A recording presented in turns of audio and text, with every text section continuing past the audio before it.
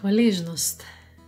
Mogoče tudi v vašem življenju že ptički na veji čivkajo, kako pomembno je biti hvaležen. Nekateri verjetno upoštevate to, pišete dnevnik hvaležnosti ali se zjutraj ali pa pred spanjem v mislih zahvaljujete za vse, kar ste in kar imate.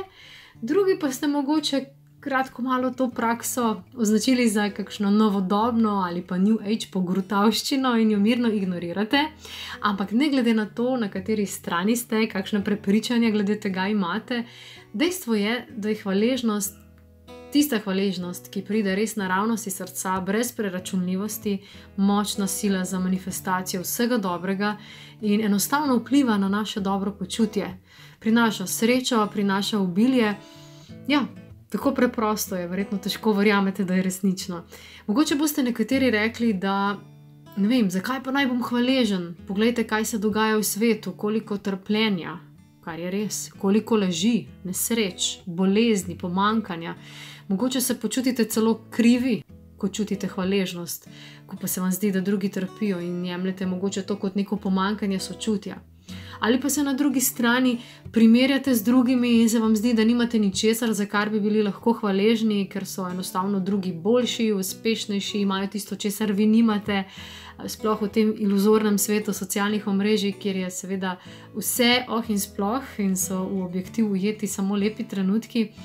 Ampak verjemite mi, da nič ni bolj zdravilnega za svet kot zavedanje, da smo v resnici eno in da smo vredni vsega dobrega, prav vsi, in da se vse začne v nas samih. In kar sevamo navzven, to seveda tudi dobimo. Ampak včasih se ne zavedamo, kaj sevamo, ker smo tako vpeti v svoje vzorce življenja, da se niti ne vidimo. In ravno zato je praksa hvaležnosti tako blagodejna in pomembna. Tudi sama jo uporabljam in predlagam tudi vam, da poskusite. Lahko začnete čisto preprosto. Ko se zjutraj zbudite, se samo zahvalite, da ste živi, dihate. Hvala. Imate toplo posteljo? Imate. Hvala.